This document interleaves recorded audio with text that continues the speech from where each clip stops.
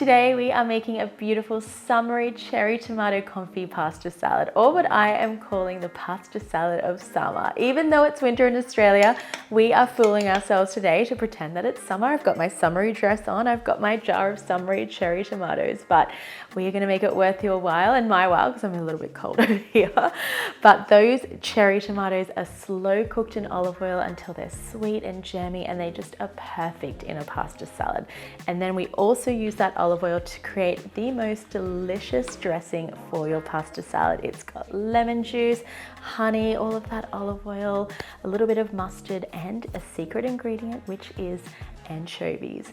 Don't worry if you're not a fish lover, you won't taste it in there, it just gives it a beautiful umami flavor. To get started, we're going to make our tomato confit.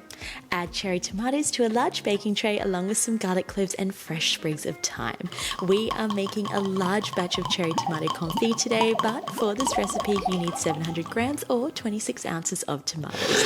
Submerge the cherry tomatoes in extra virgin olive oil and bake for 45 minutes at 265 degrees Fahrenheit or 160 degrees Celsius. Now that we've got our cherry tomato confit sorted, we're going to do our prep work for the pasta salad, which is very minimal. All we need to do is slice up a few cherry tomatoes, slice up a red onion, and finally slice some basil.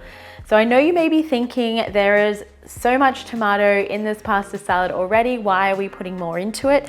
And that's because I like the balance of the tomato confit, which is soft and jammy in texture and sweet in flavor, contrasting it with the fresh cherry tomatoes, which is crunchy and crisp and just a little bit lighter in flavor. I think pairing the two just makes a really beautiful flavor contrast.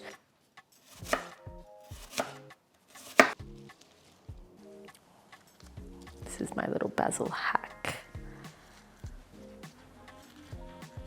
Fun fact as well, my cat is named Basil.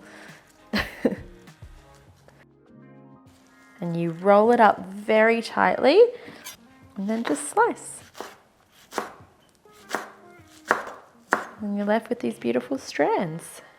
We've done all our prep work and now it's time to make our dressing, which is one of my favorite dressings to make, not just for this pasta salad, but for so many salads that I make at home. This is sort of my master salad dressing because it's just so beautiful. It perfectly emulsifies because we've got the mustard there as a binder, and we have anchovies, which I love, and garlic confit, which I love even more in it, so you cannot go wrong. But if you don't have garlic confit, that's okay. Just grate in one fresh garlic clove because garlic confit has a very mellow flavor compared to raw garlic. All right, so we want to cut this up into a nice, almost paste. And just run your knife along it. I'm not very good at this little hack. I see professional chefs do it all the time, but I'm terrible. All right, next up is our garlic confit clove. And when I made this cherry tomato confit, I had elephant garlic, which is huge garlic cloves. And we are going to use one of those into this dressing.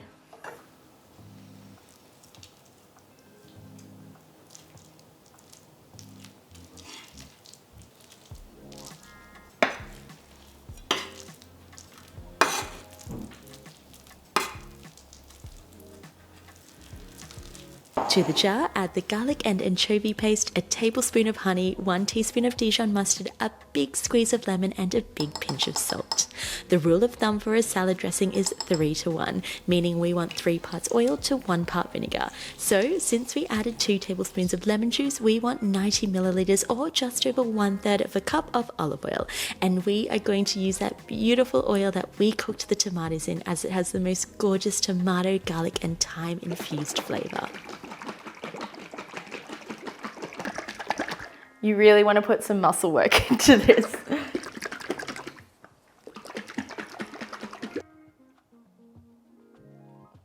We've done everything now. We've got our salad dressing, we've done our prep work, we've got our cherry tomato confit, and we just need to boil our pasta.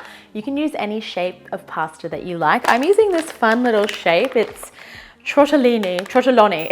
I'm probably butchering the word. I haven't actually heard of this one before, but It's just a fun little swirly shape that I thought would look pretty in our pasta salad.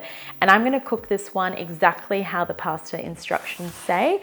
So we want it al dente, but when I'm cooking pasta for a pasta sauce, I would pull it off the stove around 2 to 3 minutes earlier because we continue to cook it in the sauce. But because this one's going into a cold pasta salad, cook it as per the instructions in a pot of heavily salted water.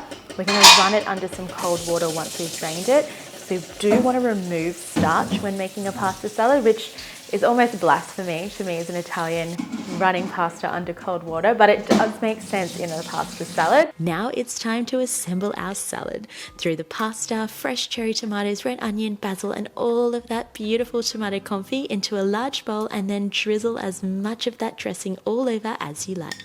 I ended up using the whole jar of dressing. Give it a big toss until everything is well coated and mixed through.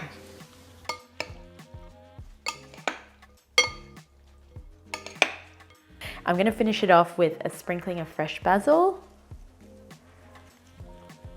just to really lift that, and some chili flakes if you like a little bit of spice, which I do.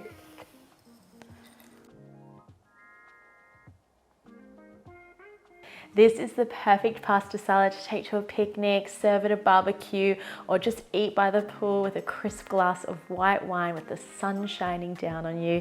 I'm going to serve up a little plate now, and I'm going to grate some parmesan over it because I am such a cheese lover. It's very unlike me to make a dish without cheese, especially one with tomatoes. But as I said, you can leave it cheeseless. Anyway, thank you for watching. If you liked this video, please subscribe. If you have any questions or made it at home, let me know in the comments. I do read every single one of them and I try to get back to each and every one of you. I will catch you all next week. Bye.